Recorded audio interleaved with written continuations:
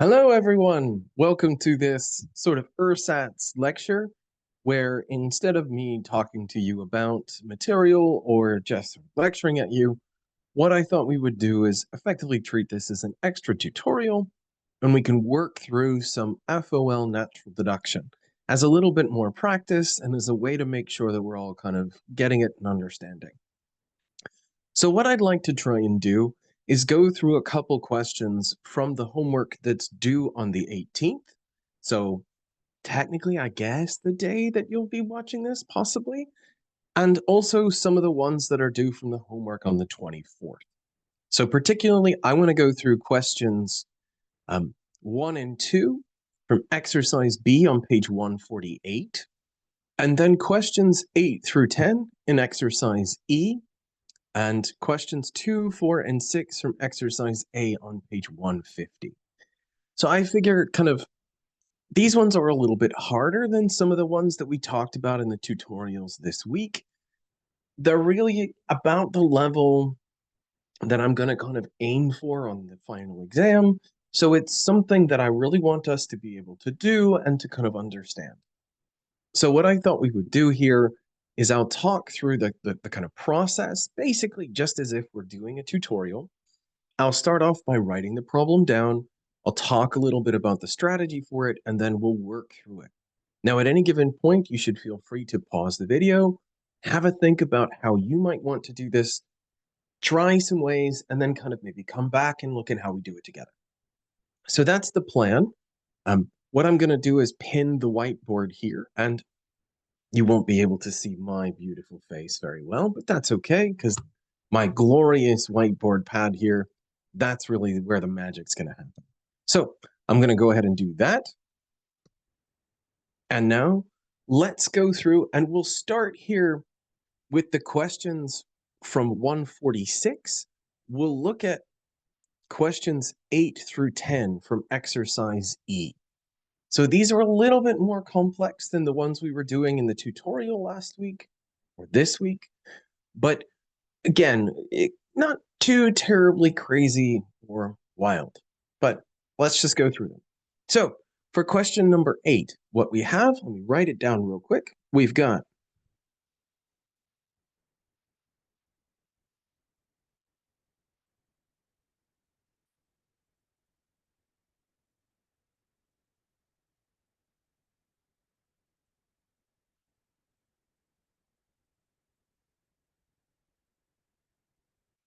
okay.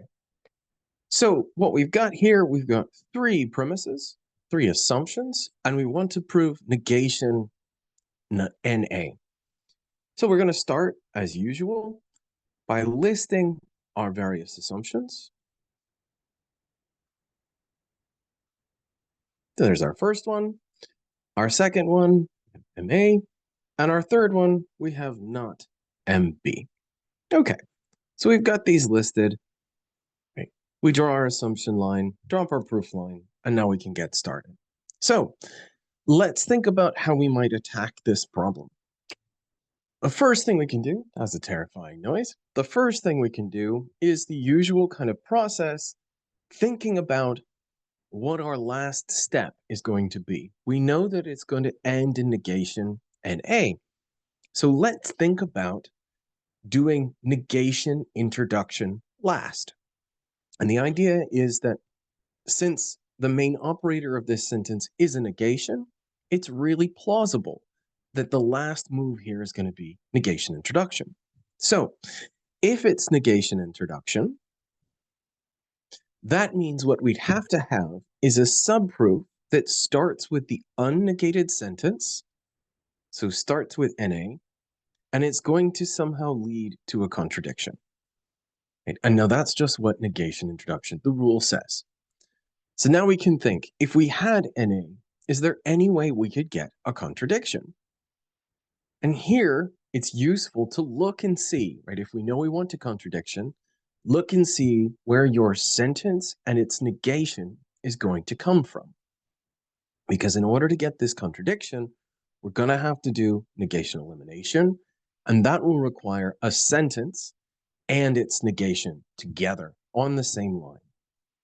And if we look at what we've got to work with, we can start to see where we might find a negation and its unnegated cousin. So we have not MB. So if we could somehow find a way to get MB, we could generate this contradiction. And here's where our other sentences are going to help. So we're planning to operate inside a subproof that starts with NA. Well, that means we'll be able to do conditional elimination and get the consequent here. And if we had this consequent, well, we can eliminate this universal and plug in any name we want here. And if we can plug in any name we want, we could plug in B. So that will give us MB if and only if MA. And of course, we have MA. So we could use biconditional elimination together with our sentence 2 to give us MB. And then we'd have our contradiction. From not MB and MB together, boom, we've got it. So there we go. We've got a plan. Our plan is the aim of eventually doing negation introduction. That means a subproof that starts with the unnegated sentence and ends in a contradiction. And the way we're going to do it is use the unnegated sentence, conditional elimination, then universal elimination with B, then using MA and this sentence will generate, we'll get MB, and then we have our contradiction. So let's put it into the proof. Our opening here is going to be NA. And again, the idea is that this subproof is going to end in a contradiction so that we can eventually do negation introduction and get not NA, our result that we want. Okay. So then our step at line 5 is we'll use NA and this conditional to give us the consequent. For all X, MX, if and only if, MA.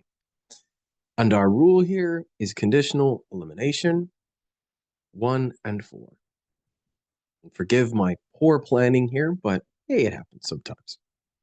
So now we've got this universally quantified sentence, which we can replace with any name we want. We can plug in any name. And our idea is let's use MB. So if we use MB, we can get MB if and only if MA. That's universal elimination on 5. And now the reason to use B is that we also have MA. So we can take this biconditional we've just generated together with MA to use biconditional elimination to get us MB. And our biconditional elimination is 6 and 3. And hey, look, we've got our contradiction between not MB and we've derived MB. So we can do negation elimination on 3 and 7. And note, it doesn't matter if you cite this sentence or its negation first or second. Either way is fine. And this subproof has now done its job. It's taken us from NA to a contradiction. So that means we can close the subproof, step one line to the left, and get not NA through negation, introduction, 4 through 8. Now that one was pretty quick, and we'll try and go a little bit slower for the other ones. But again, how did we figure it out? This is the important thing. We figured it out by looking at our conclusion and thinking about what rule will we use last. The idea was to do negation introduction, which means having a subproof that starts with the unnegated sentence and ends in a contradiction. And then it was a process of finding how to get our contradiction, finding a sentence and its negation. And here it's helpful to look back at what we're going to start with. And we had not MB. So then it was just a question of, could we generate MB? And the way we did it was via this conditional. So eliminating that conditional, eliminating that universal, and then eliminating that biconditional. So this also suggests a general pattern. One of the ways you can start to think about things is find a sentence you want and think about what connectives are in the way.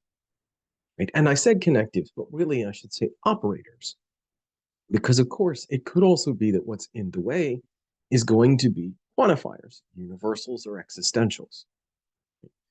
So in this case, we had a universal, but it was very helpful because universals are easy to get rid of. So there's our first one. And hey, that wasn't too bad. That's number 8 from exercise E on page 146. So let's move on to exercise, or to question 9. We'll slide across my glorious whiteboard here. And let me start off by writing it down. So we have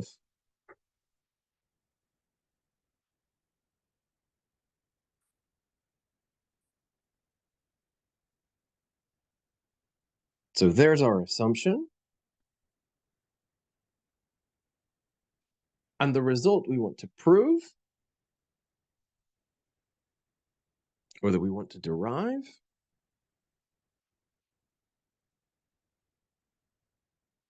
is this. So we're starting off with two universal quantifiers stacked up in front of a conditional, and they want us to get to this two universally quantified biconditional. Okay, so let's think about it.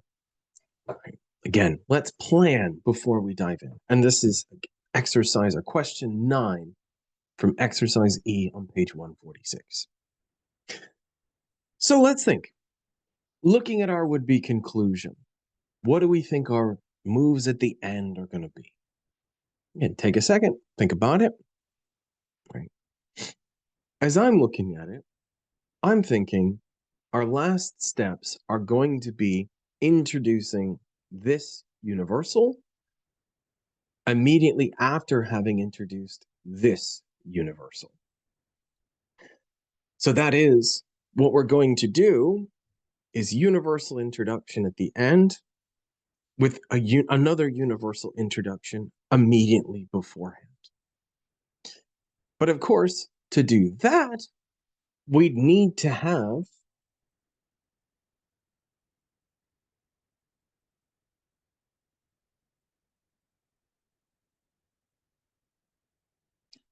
a biconditional sentence like this with a name here and the same name here. So we have our little numbers on the buckets, right? Number 1 and number 1. So there has to be an arbitrary name in both of those, and also an arbitrary name in both of those.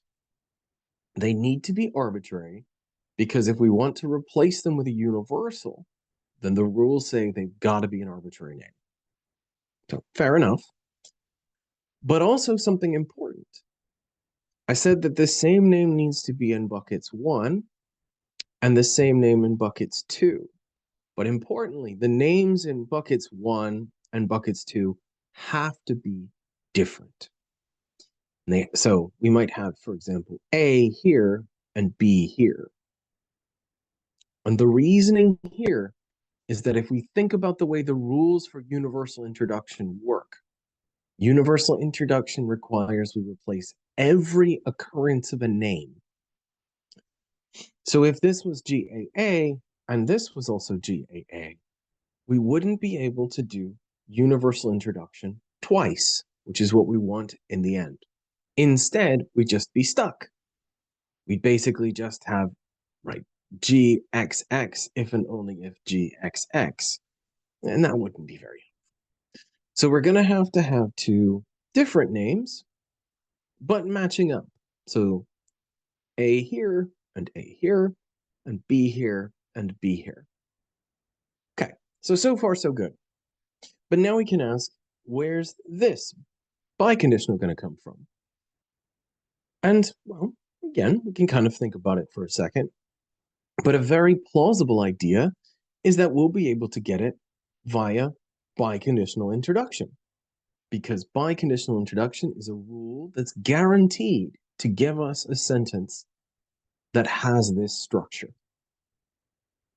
So all we have to do then is think, all right, if we're going to do biconditional introduction, what does that require? And if we look at our rule sheet, we know it requires two subproofs, one that starts with a sentence we want on the left and ends with a sentence on the right. So if we're thinking about that, it would be GAB down to GBA. And then a second subproof that starts with the right-hand sentence, so GBA in this case, and ends with the left, so GAB. Cool. So far, so good. Thinking our way through. And now we can ask, how are we going to build these two subproofs? And actually, here we can turn to our opening assumption, because our opening assumption is a very helpful little tool here. We've got the universal stacked in the front, and we've got a conditional. So what we'll be able to do in each of our two subproofs is, for example, we're doing our left to right one, we'll open assuming GAB. We can then eliminate the two universals in our opening assumption to give us GAB. And hey, look, that's going to perfectly give us GBA, which is exactly what we want. And very helpfully, in our second subproof, we can do the exact same thing, just the other direction. And once we've done that, these two subproofs will let us introduce this biconditional. And notably, this biconditional will have be moved outside of the two subproofs, so the names will have been entirely arbitrary. And then we can do our two universal introductions, exactly like we planned. So again, the idea is that we're going to build this biconditional for biconditional introduction via our two subproofs. Then, once we've built this biconditional, we can replace the relevant names with the relevant universal quantifiers. So let's do it. Okay, we'll start assuming GAB. And the idea is that we want this subproof to end in GBA. And we can do that by using one. So we're going to first replace the universal, so universal elimination, to give us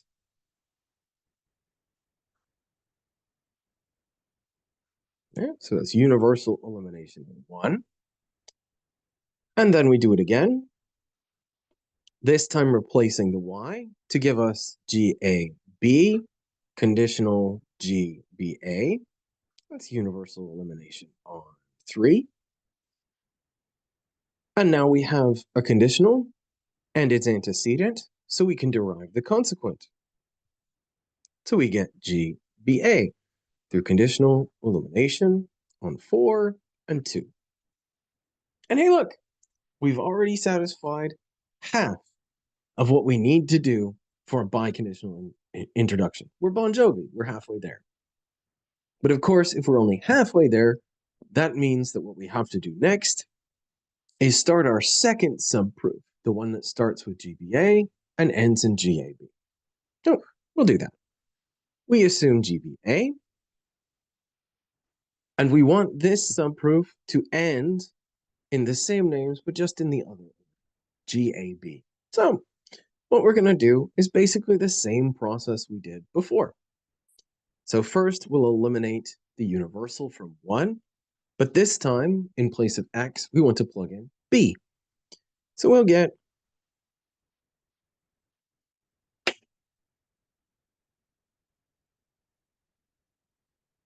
to universal elimination on 1. Okay. And now look, we do it again. And we get GBA conditional GAB, universal elimination on 7.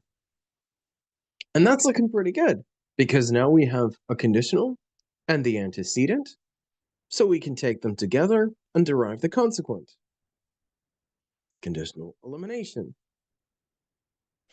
And look, there's our second subproof, exactly like we needed. So we proved that from GAB, you get GBA, and from GBA, you get GAB.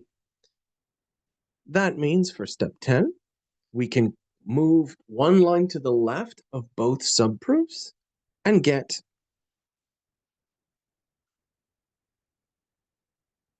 our biconditional.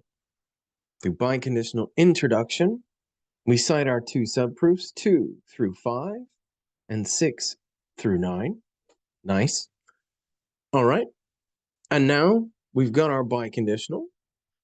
And remember the plan? The plan was to now do our universal introductions. So now we replace the relevant names. But it's important to note, we got to be careful about the order that we do the introductions here. Since we want to eventually build to that sentence, we've got to be careful. And the first one that we're going to add is the Y. That's because we want eventually our last operator that we're going to add to be the universal X. So the first one we're going to do as we're building the sentence up, building to the conclusion, is going to be to add the universal Y. So we'll do that through universal introduction. And of course, universal introduction requires that the names we're replacing are completely arbitrary. That is, they don't appear in any undischarged assumptions. And the only two places that have names as assumptions are here and here. And we discharged both of them when we closed the subproofs and moved one line to the left. So we can introduce the Y. We get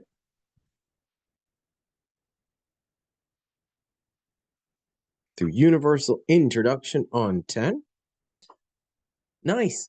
And then finally, bring it home exactly like we planned. We do our second universal introduction.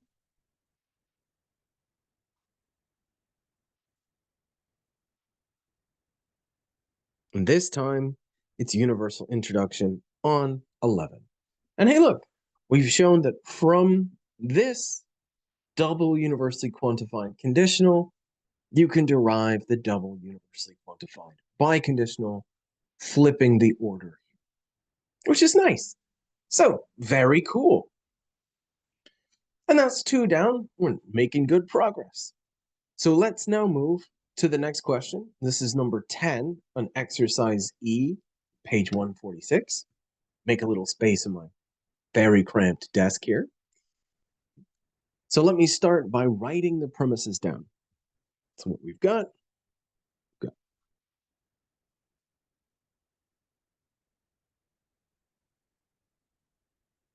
Okay, there's our first one. And our second one is another universally quantified sentence.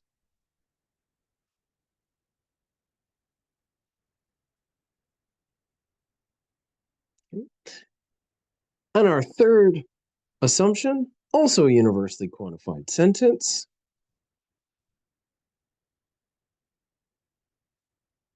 So 3 universals.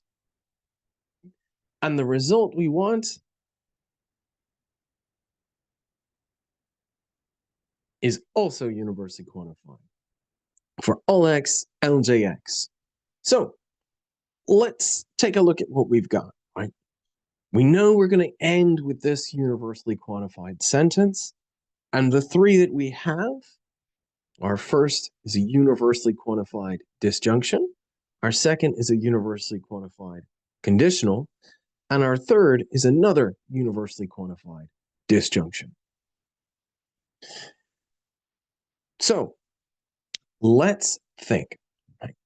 We want to eventually get to that universal. So our plausible, let's think about for a second, take a second, plan, have a sip of coffee before I cough into the microphone. absolutely terrible coffee. That's fine. That's what I get for freeze-dried decaf. So let's think. Looking at our would-be conclusion, a really plausible last step is going to be universal introduction. So universal introduction is our last step. If that's our last, and the idea here is that this is going to be our last step because that's the main operator of this conclusion sentence. So if this is our last step, that means that we'll have to have already derived a sentence, LJ, and then some name in the bucket, where importantly, this name needs to be arbitrary. And if we look here at the names that aren't going to be arbitrary, there's really only one that's not arbitrary that's going to appear in our undischarged assumptions, and that's J.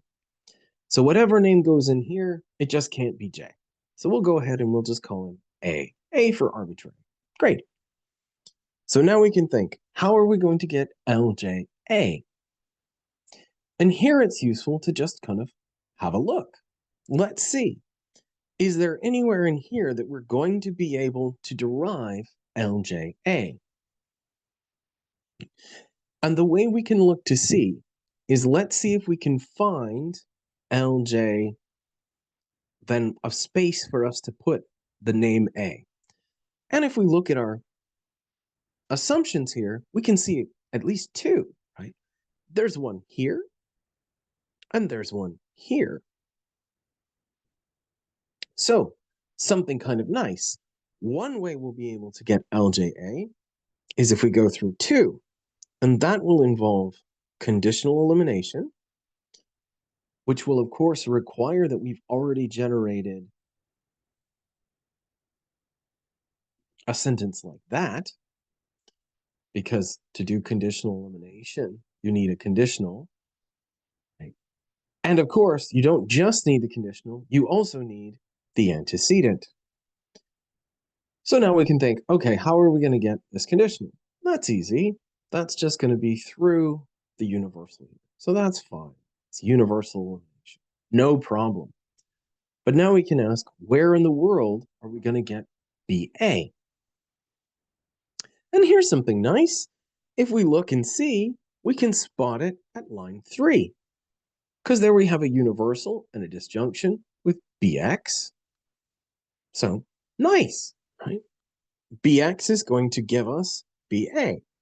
All we need to do is go through the disjunction, and we can get the relevant disjunction through universal elimination. Plug in any name we like, A in this case, and then somehow find a way to get rid of the disjunction. But of course, saying find a way to get rid of the disjunction, that's not easy. Because disjunction elimination, as we remember, is kind of ugly. It's the one where you have to give two subproofs and show that from either disjunct, you end up at the same result.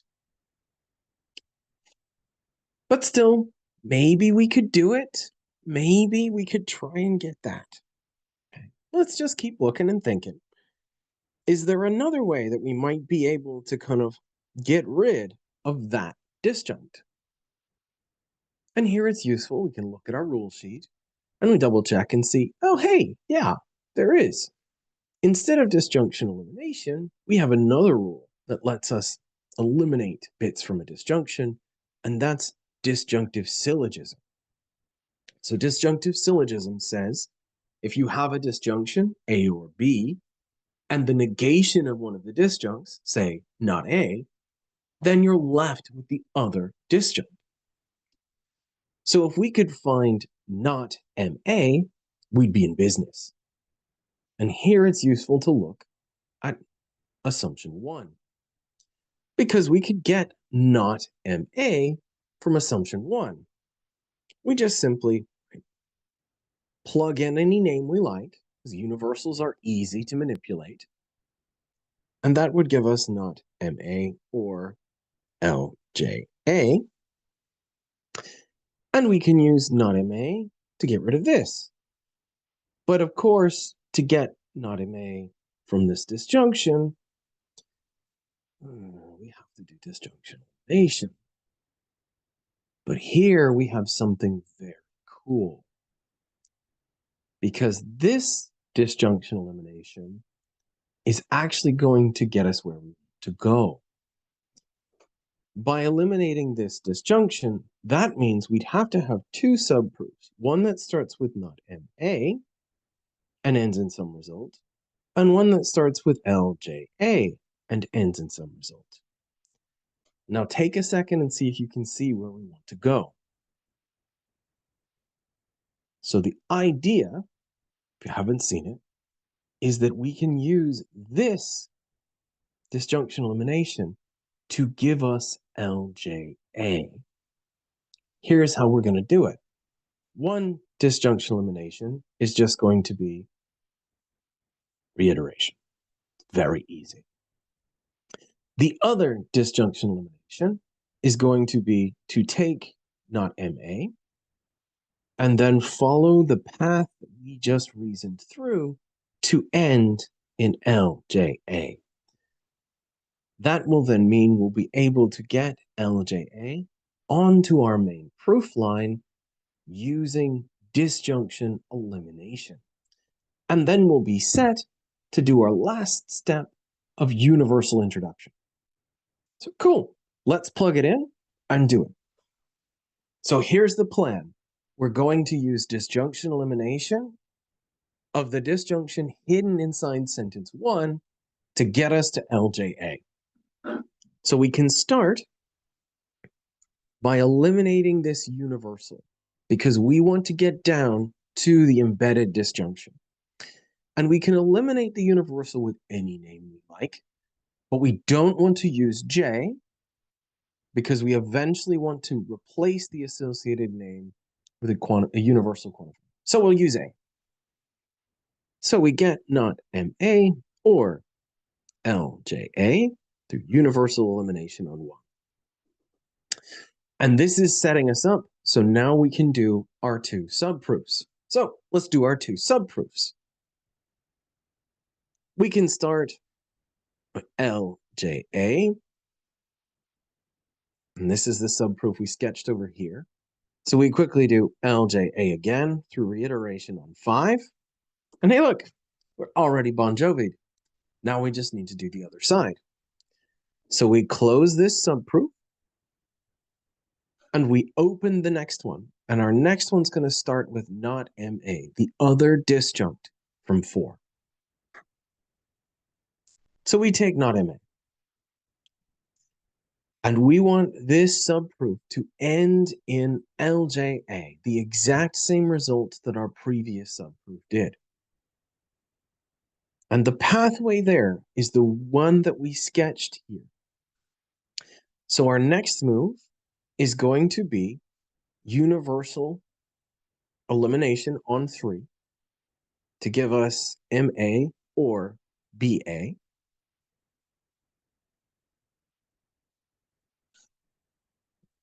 And now we can use disjunctive syllogism, which will, again, remember we reasoned ourselves to it, to quickly get BA.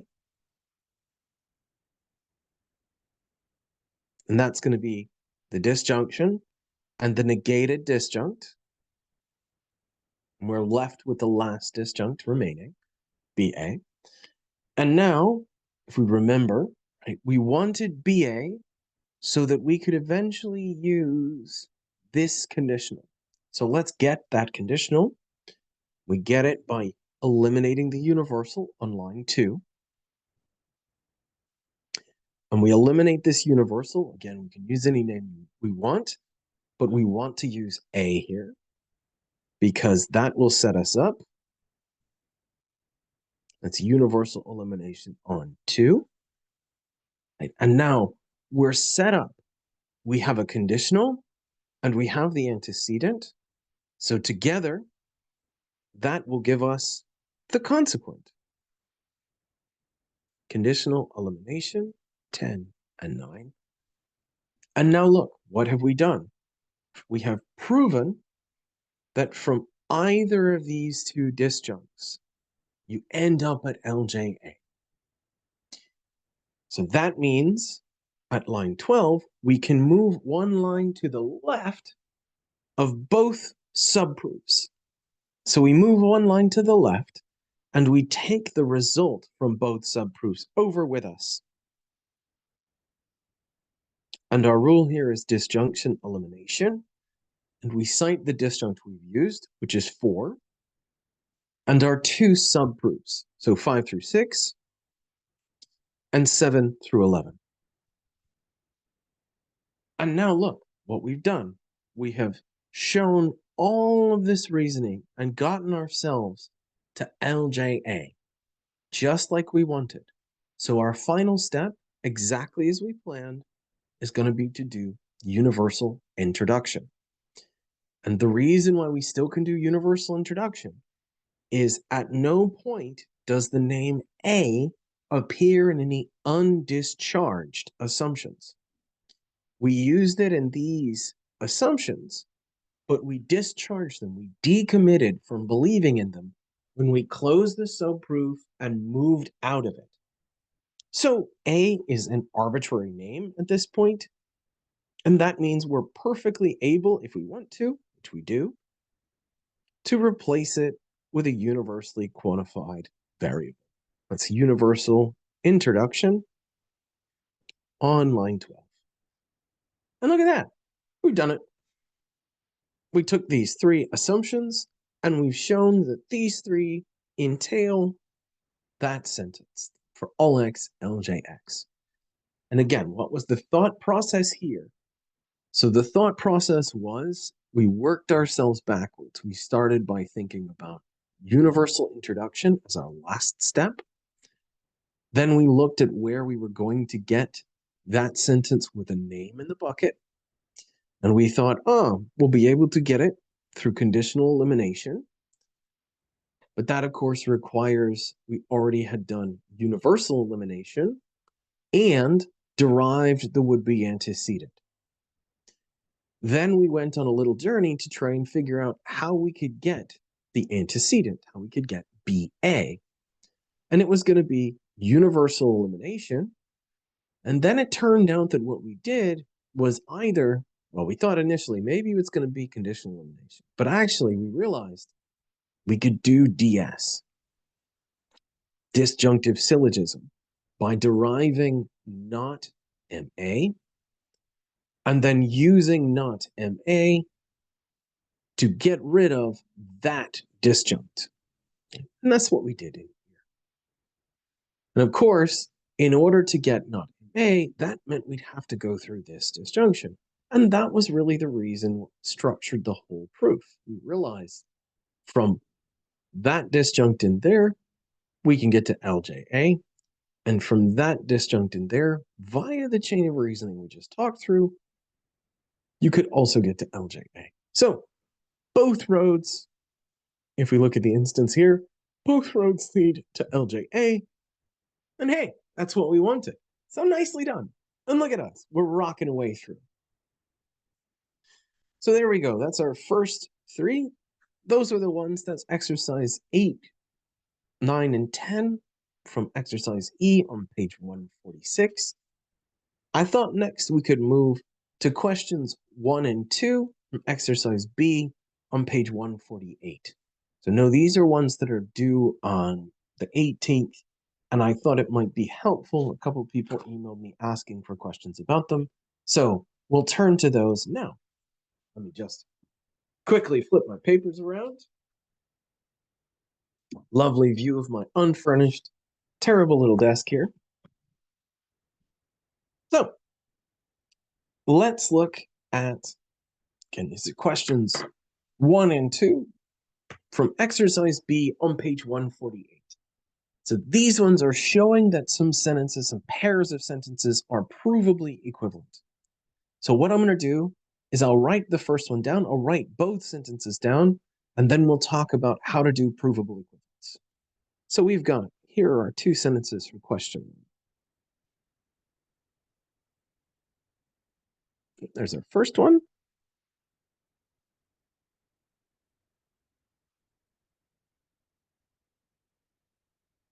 And there's our second. So we have a universally quantified conditional. Everything is such that if it's an A, then it's a B. And our second sentence says, it's not the case that something in the domain is an A and a B. Forget it. I left a negation there. Oh, see, so dumb. Our first sentence is actually for all X, if X is an A, then it's not a B. That makes more sense because the way we had it before wasn't right. So, okay, let's think about what we have to do. If we're going to do provable equivalence or show provable equivalence, of course, we know that that requires two proofs. We've got to start with the left and derive the right, and we've got to start with the right and derive the left. So let's talk about the first one first. Let's go left to right. So we'll assume our left-hand sentence, and we want to conclude with our right-hand sentence. So we want to conclude with our negated existential.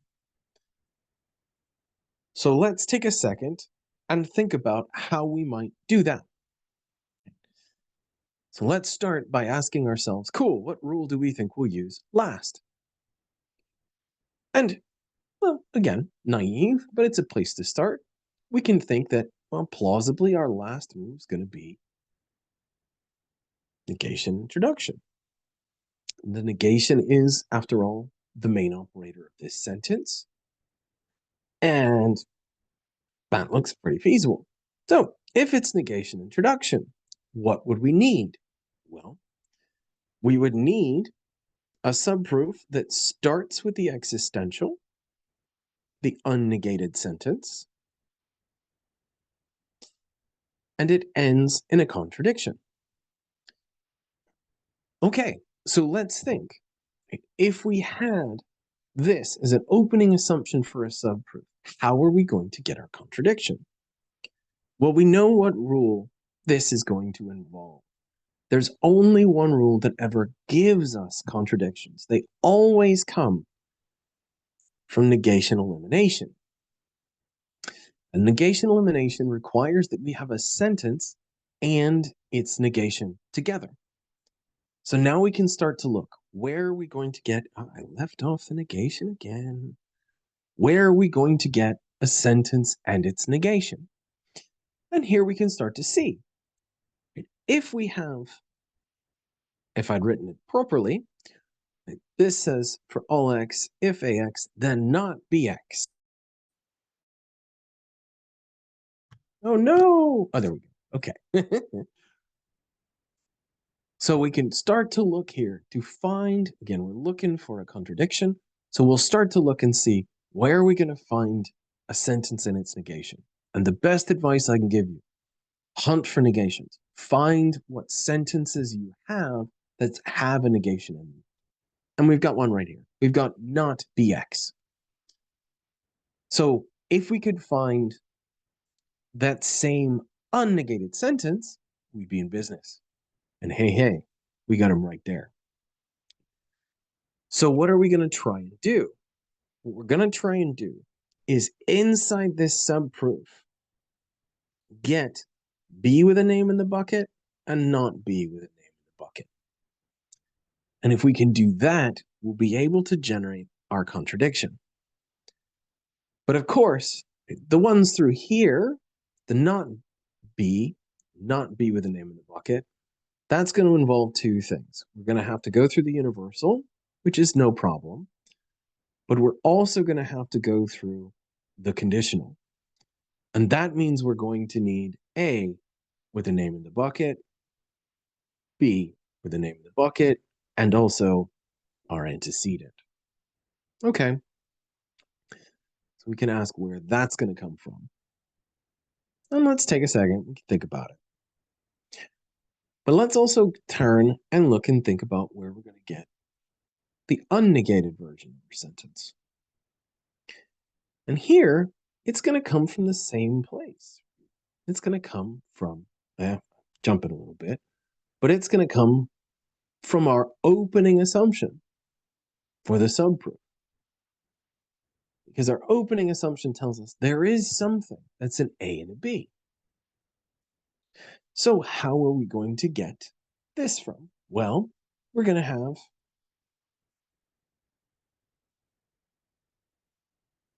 this. That is, we're going to go through our existential to give us this conjunction with a name inside the buckets. Then we'll be able to use conjunction elimination to give us the sentence. And hey, look, we needed A with a name in the bucket to do our conditional elimination to give us negation. So, hey, 2 for 1. 2 for 1. But of course, there's a problem. The problem is, and I went through it real fast, said, in order to get this, we've got to go through the existential. So that means that actually what we're going to have to do isn't just one subproof, but inside this subproof, we're going to have to do a sub-subproof. A sub-subproof designed for existential elimination. We're going to go through this existential, eliminate it, to get this conjunction with some arbitrary name in the bucket. We're then going to do the various reasoning that we just talked about to generate a contradiction. But of course, that contradiction is going to be inside our sub-subproof. We're going to be able to do something really clever there. So let's work ourselves to it, and then I'll show it to you. So let's start. Again, the big move in the proof is we're aiming to the final step to do negation introduction. So we want to get this sentence right. So we're going to start by assuming the unnegated version, and we want to show that it leads to a contradiction. Okay. So we're now going to, hey, somebody call exhibit, open up a subproof within our subproof. And this sub-subproof is going to be aimed at doing existential elimination. We are going to eliminate the existential from line 2. So that means we can replace the X with any name we like.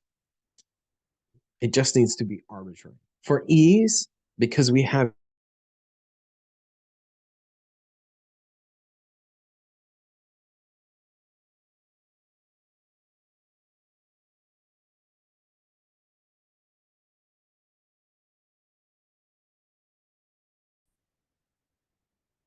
all right, there we go. So what we're going to do, again, we can use any arbitrary name we like, but for ease, I'm going to use the name C. So we get AC conjunction BC. Okay, so far so good. Now we want this sub-subproof.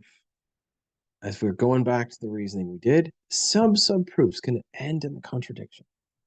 So that means we want to get both of these conjuncts. So we'll get AC through conjunction elimination on 3, and BC through conjunction elimination on 3. Now we can pivot, and remember, we want to now get not B with the name of the bucket. In this case, it's going to be not BC, and our reasoning from earlier was to go via the conditional. That is the conditional buried inside 1. So we turn and we use universal elimination. We can plug in any name we want.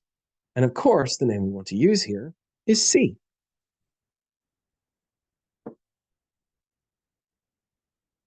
Universal elimination on 1 gives us this conditional. And now very handily, we have the conditional and the antecedent, so we can derive the consequent. Do conditional elimination on 6 and 4. And hey, look, we have a contradiction, just like we wanted. We have a sentence and its negation, So we can get a contradiction through negation elimination on 5 and 7. Now we hit the weird thing. Again, this contradiction is one line to the right of where we need it to be. We needed the contradiction on this subproof line, not inside the sub-subproof. Here's where we can do a programming. This is very cool. So if we remember, this sub-subproof was designed to be used for us to do existential elimination. An existential elimination requires that we use an arbitrary name that is a name that doesn't appear in any undischarged assumption up until the point we've introduced it, that it isn't in the existential that we're already using, and most importantly, the name has to be gone. Whatever result we're going to get out cannot feature the name. Here's something really cool. We've used the name C. Do you see the name C in there? No. The contradiction, this contradiction symbol, does not feature our arbitrary name. So we can use existential elimination to move this symbol around. We can use existential elimination to drag this one line to the left. So our rule here is existential elimination, and the existential we've used is 2, and we cite the subproof 3 through 8. And now we've got exactly what we wanted. The contradiction is on the subproof line that we were hoping for. So now we've got it. We've shown that this sentence, if it were true, would lead to a contradiction. So we can conclude that because if this sentence were true, it leads to a contradiction, this sentence must be false. That is negation introduction.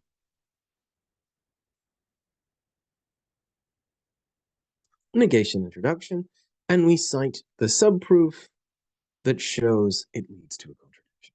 And hey, look, nicely done. So cool.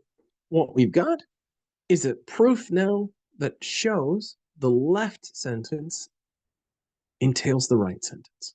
But of course, we're not done, right? We're only Bon Jovi, halfway there. We got to do the other half now. So let's go from right to left. So we're going to start with our negated existential. And what we want to get to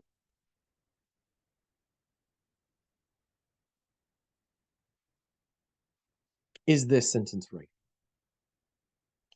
So let's take a second and think about it. Let's think, how might we generate this sentence? And this one's kind of tricky, right?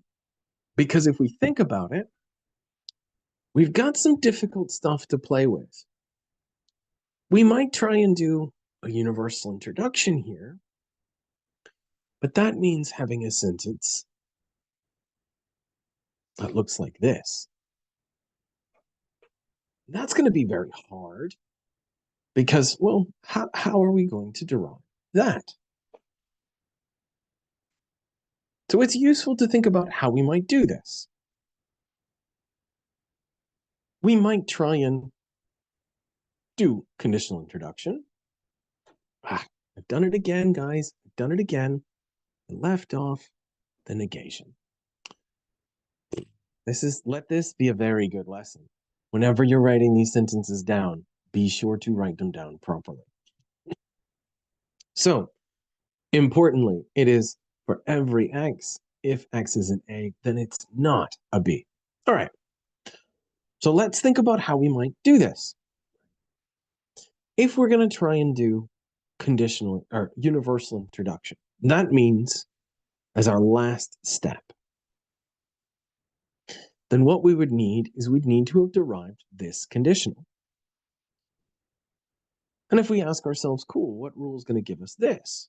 Well, a plausible option is conditional introduction.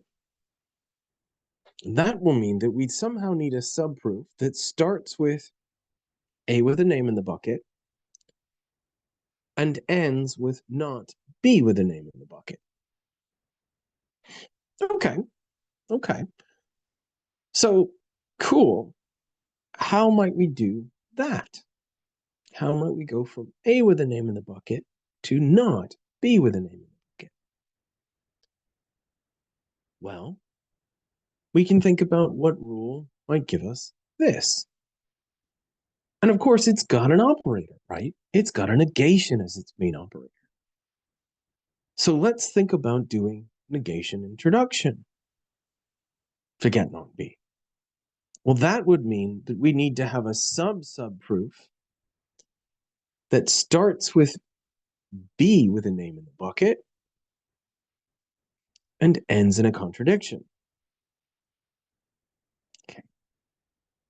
And again, the rationale here is thinking about aiming to use universal introduction as our last move, which then suggests our penultimate move is conditional introduction, which requires a subproof that starts with A in a name and ends with not B in a name.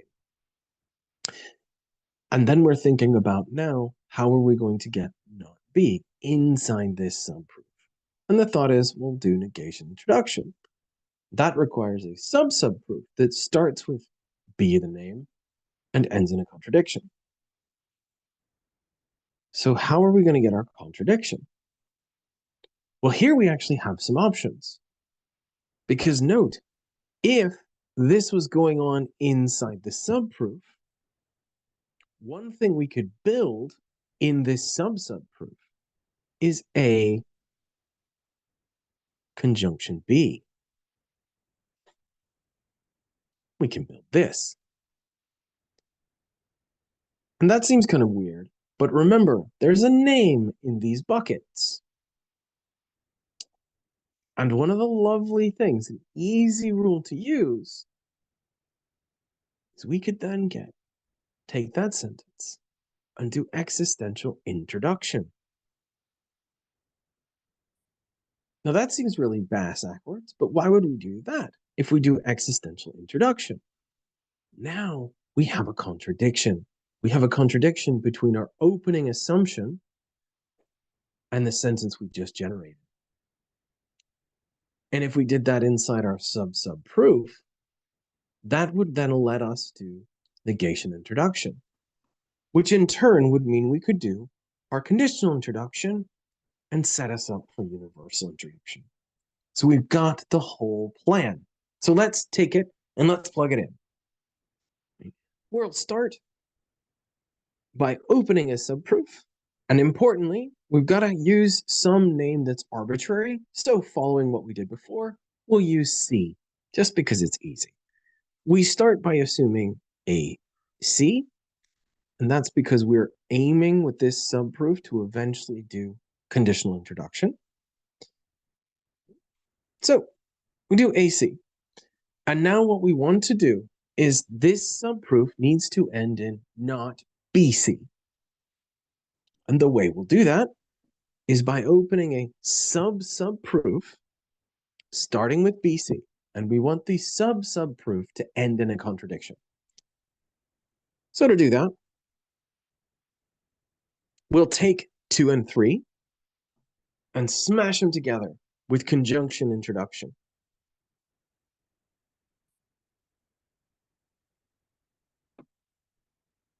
And again, if we look at our plan, we know what to do next. What we'll do next is we take this conjunction we just built and we'll do existential introduction. The aim with existential introduction is it now gives us a contradiction. Because if we look at sentence 5 and sentence 1, we have a sentence and its negation. So we can now generate a contradiction through negation elimination on 5 and 1. And the sub proof has now done its job because it's shown that, hey, if BC were true, bad stuff happens. So we can close the sub proof, Beyonce ourselves one line to the left, and introduce BC's negation, not BC, through negation introduction 3 through 6. And now look at what we managed to do. We did all of this, and we set up exactly what we wanted from our subproof. We've shown that from AC, you get not BC. And now we can do our conditional introduction. So we close this subproof, and we move one line again to the left, finally on our main proof line. And we get AC, conditional not BC, through conditional introduction 2 through 7. And here's the nice thing. The name C that we've used throughout doesn't appear in any undischarged assumptions. This assumption, where it appears in 3, we got rid of it when we closed the subproof and moved a line to the left. And this assumption, at line 2, we got rid of it when we moved yet again one line at number 8. So C is entirely arbitrary. It could be any name at all. That means C is now apt to be replaced with universal introduction, exactly like we planned from the beginning. So we can close this by doing universal introduction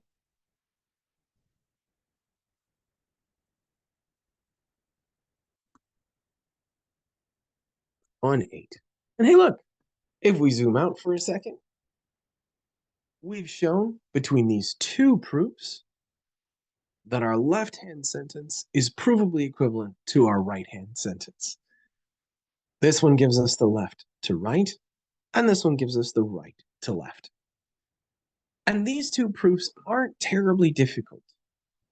They're of a moderate length, so they're about 10-ish lines each. And this one used a little trick, but hey, now that we've seen it, we know how to do it.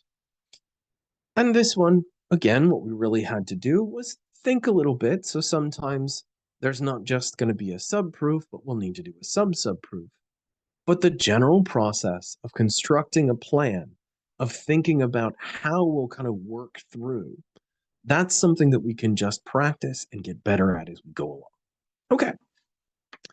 So far what we've done is we did 3 from exercise E on page 146. We've done one of the 2 questions on 148. So let's do at least one more. Let's do question 2 from exercise B on page 148. Let me flip the pad over. And I'll start by writing it down. So this is B2 on 148. And again, the task here is to show that some sentences are provably equivalent. So here are 2 sentences. We have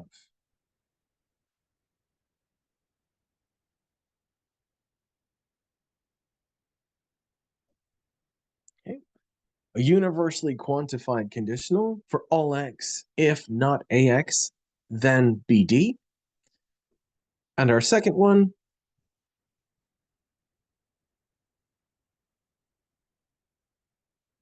we have a disjunction, either for all x, ax, or bd. Effectively, right, this tells us, hey, everything satisfies the conditional, or, either everything's an A or BD. All right. So what we're going to try and do is show that these 2 sentences are provably equivalent. So let's think about what we might be able to do here. Right. Let's take the left to right first. So we'll start by writing it down.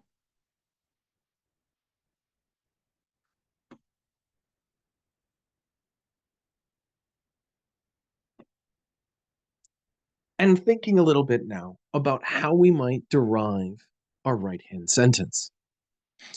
So what might we try and do? We know we want to get to our right-hand sentence. What are our options? Well, let's think. One very plausible idea is to do disjunction introduction. So we might try and do disjunction introduction. But that would mean that we'd need to get either all x ax or bd. Okay, cool. So how could we get bd? Well, that feels pretty easy. We might be able to get it through this conditional. All right, that's an idea. Kind of think about that. How are we going to get for all x ax? That's a little harder. Because that's the sort of opposite of what we have here. So what might we be able to do that will give us for all x ax? Well, it is the opposite, right? That is, if we think about this with a name replaced, right? So let's use C, for example. If we have AC, well, AC is the kind of, if you like, yeah, opposite of not AC, which we could get by doing a sort of, okay, universal elimination, but then that's still buried as the antecedent to our consequent, or antecedent to our conditional. Annoying. How could we get some kind of way backwards through the conditional to get something like that? And again, here's the rationale. If we could get this, we can do disjunction introduction. If we had this, we can do disjunction introduction to give us our final sentence.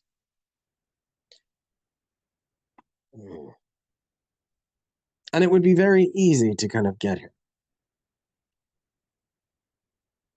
So let's think again, maybe through the conditional, but where is this going to come from? And the only real thought we had was that this looks a little bit like a kind of inversion, if you like, of this, or better, the double negated form of what's in the antecedent here. So thinking about how we might get the kind of double negated form, one rule we have that would give us something like this, because we don't have many that give us the antecedents to conditions. One rule we have is modus tollens.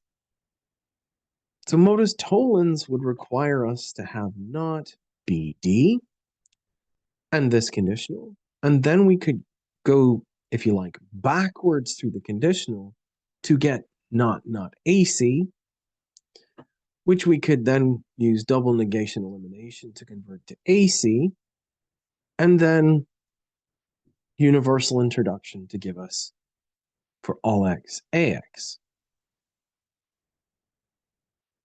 But where is not BD going to come from? Not BB going to come from? It should be D. I apologize. I've written backwards.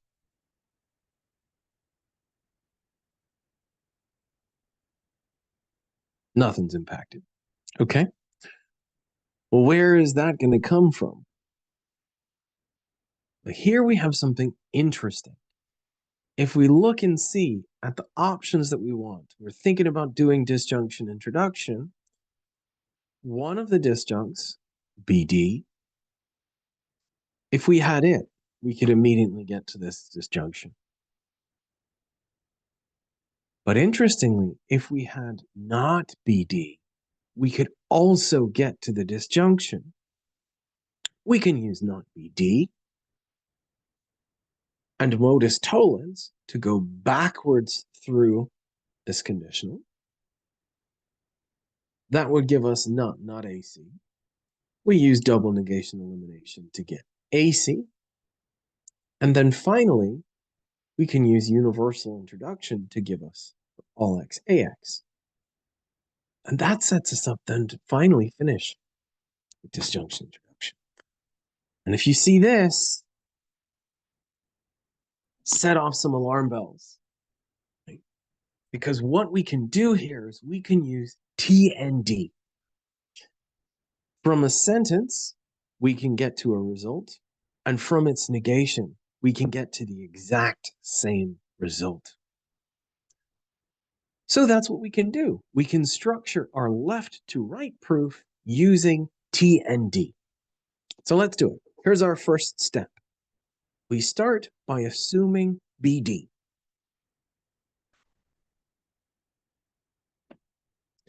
And then we immediately do disjunction introduction. Because we can bolt on any sentence you like. And our plan was, hey, we're going to use that. So we go, cool. Through disjunction, introduction, 1, 2. And look, we're already Bon Jovi'd. We have shown that from a sentence, we can get to this result. Now we need to show that from its negation, we can get there too. So we close this subproof. We take a step back and then enter a new subproof. This time we've got to start with not BD.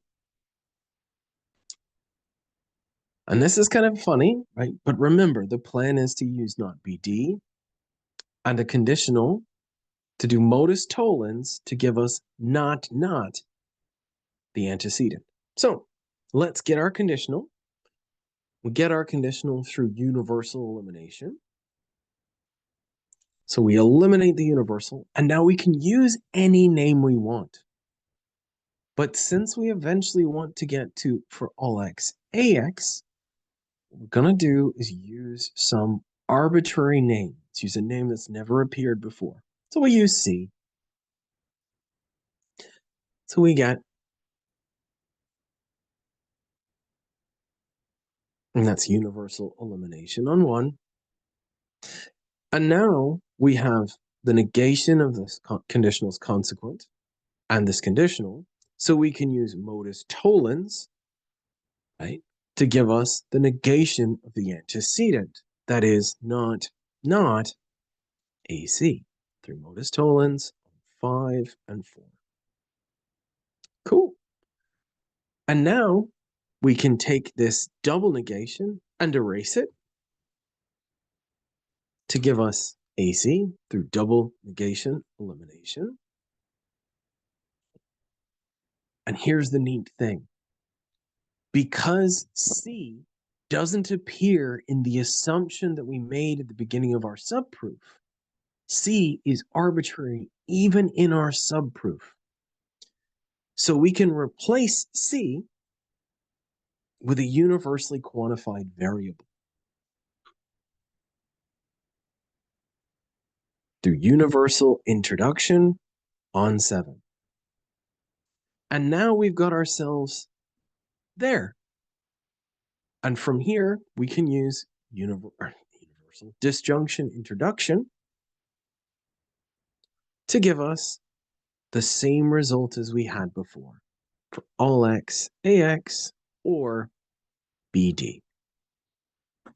Disjunction introduction on line 8. And hey, look, we've shown that from a sentence, you can get to a result, and from its negation, you can get to the exact same result. So we can close this proof by saying this sentence holds in virtue of tertium non datur, and we cite our 2 subproofs, 2 through 3, 4 through 9. Cool. So there we go. That was our left to right. Forgive the mess. Right. Now let's do the right to left. So our right to left, we're going to start with our disjunction.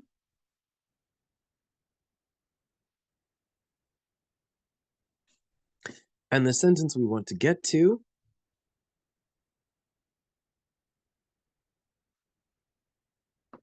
is that. So let's plot, plan, and ski, right? Our usual MO. And we can start by thinking about what rule are we going to use last.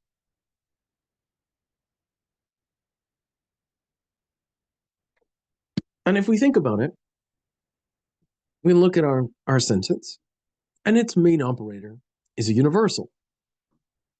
So let's think about doing universal introduction.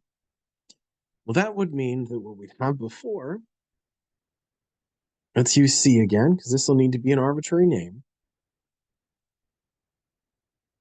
is this conditional. And then from this conditional, we can derive our result through universal introduction.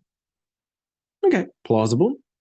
So now we can ask, cool, where is this conditional coming from? What rule is going to give us it? Then again, we can just kind of be naive and think like, well, what about conditional introduction? So if we use conditional introduction to give us that, that would mean there's going to be a subproof that starts with not AC and ends in BD. Okay, cool. So let's think about that. How might we go from not AC to BD? There's a couple ways. But here it's useful to ask ourselves, where's this sentence going to come from? And of course, at this point, we can very helpfully turn back and look at our opening assumption. And it's right there. It's right there, right? It's our right-hand disjunct in our opening assumption.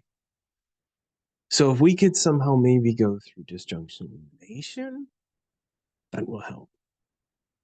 But of course, we also have other rules that work with disjunction. Remember earlier, we used disjunctive syllogism. So maybe we could do disjunctive syllogism. Well, let's think about that for a second. Disjunctive syllogism requires a disjunction, cool, and the negation of one of the disjuncts. All right. Well, is there any way we might be able to generate that sentence? Here's something kind of cool. Remember, this is happening inside our subproof that starts with not AC. And there's obviously no easy move that's going to like let us plug a universal in here. But we can manipulate this sentence. We can add a quantifier to this sentence. The quantifier we can add to this sentence is we can add an existential. Here's the neat thing. We can turn this into this through quantifier conversions. Because quantifier conversion rules tell us, hey, if you have a quantifier next to a negation, you can play swapsies as long as you also change the type of quantifier. So from existential negation, we can get negation universal. And we can get existential negation from this right here. So we've got a plan. From not AC, we can do existential introduction to give us this, which we then use quantifier conversion rules on to flip the positioning and change this existential into a universal. That then will let us take that negated universal together with this disjunction to immediately cancel out that disjunct and leave us with BD. This sets us up with the subproof we need to do conditional introduction. And of course, because the only place that the name appears in any assumption would then be discharged, we could finish off by doing universal introduction. So we've got our plan. Let's plug it in. We'll start by opening a subproof, starting with not AC. And this subproof is designed to let us do conditional introduction. So we want it to end in BD. And the way we will do it is our next step we'll introduce an existential. We introduce an existential off of 2. Replace the name with an existentially quantified variable. Okay? Now, this sentence we can convert because we have quantifier conversion rules that let us change the places of quantifiers next to negations, provided we change the quantifier. We swapsies it to the other one. So we swapsies, and we get this. And now we can take the sentence we just generated together with sentence 1 to derive BD. And this is from disjunctive syllogism on 1 and 4. We've used the negation of one of the disjuncts to derive the other disjunct. And now our subproof has done its job. It said if not AC, then BD. So we can do conditional introduction.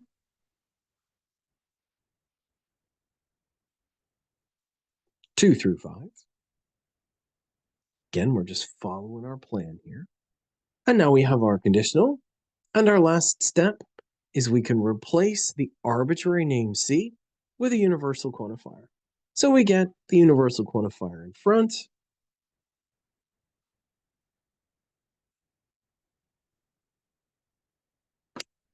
And just like that, job done. So what we did here, again, was we started off by looking at the sentence we wanted to end up at and thought our last step's universal introduction. Again, plausible because that's the main operator. We then thought, okay, if it's universal introduction, we'll need a sentence that looks like this. And the way we're going to get that sentence, plausibly, was conditional introduction. That meant a subproof that starts with the antecedent and ends with the consequent. It then became a question of how we were going to derive the consequent. And the kind of clever way we decided to do it was by using disjunctive syllogism together with sentence 1. We generated the negation of this disjunct, generated not for all x, ax. Then we used that negation together with the disjunction to give us BD. And the way we generated that negation was via existential introduction from our opening move, the would-be antecedent, to give us this, and then the quantifier conversion rules that let us swapsies to get the negation of the sentence we didn't. It's really neat. It's very cool. And if we take a step back and look at our 2 proofs here, we show that these 2 sentences are provably equivalent. So we've now worked through question 2 from exercise B on page 148. And if we sum up all the stuff we've done, we again went through E 8, 9, and 10 from page 146, and now questions 1 and 2 from exercise B on page 148. And I think this is pretty good. These are not super difficult proofs, but they're a little bit harder than the ones we've done so far that we did in the tutorials this past week. And they're about the level that I want you to get to. Now, what we're going to do going forward is this coming week, we're going to look at some cases where we're going to specifically try and use identity and identity introduction and elimination. So these are the questions that we're going to talk about specifically in the tutorials on Thursday and Friday. Now, it's notable that some of the questions we'll talk through here can look pretty intimidating. And that's because they're going to involve going through existential eliminations, and there'll be sub-proofs and things like this. But there's no need to panic. You've got this. It's going to be totally fine. Importantly, this methodology of working a little bit backwards, just following the lines through, is going to save you. It's going to work just fine. So What we'll talk about in the coming tutorials, again, we'll talk through the other questions that we haven't done for the homework. That's due on, I believe, the 24th of November. So not this coming Tuesday, but the week after. But try and use these that we've gone through to kind of practice. And if you're really struggling, if you're really finding it very, very difficult and it's just not clicking at all, the best advice I can give you here is to go back and look at page 145. So on page 145 to 146, there's exercise D. Exercise D is a series of these very old, in fact, they're very ancient Aristotelian syllogisms. The nice thing about these is that they're all valid in our natural deduction system. We can prove them, and they're not super difficult. So what I suggest, if you're really, really struggling, is just not clicking. Go to exercise D on page 145 and 146. Go through all these questions. Just work through the proofs step by step by step. The nice thing is most of them, in fact, almost all of them, are very straightforward. And by working through that exercise, you'll get yourself into a little groove and you'll build some confidence and build some, just skill working at it. And that will then give you the steps to be able to tackle some of the more harder ones that we want to get to later on. Cool. That's the stuff I really wanted to do. I'm very pleased with how this went. I hope this is a useful kind of tool for you guys to practice some. Let me again stress, if you have any questions, please feel free to email me. You can post something on the forums on Canvas. I'm very happy to look at that, and I'll try and get back to you as quickly as possible. More importantly, don't panic, guys. It's going to be great. So thank you very much for watching this. I hope that you found this helpful. And yeah, take care, and we'll see you in the tutorials on Thursday and Friday.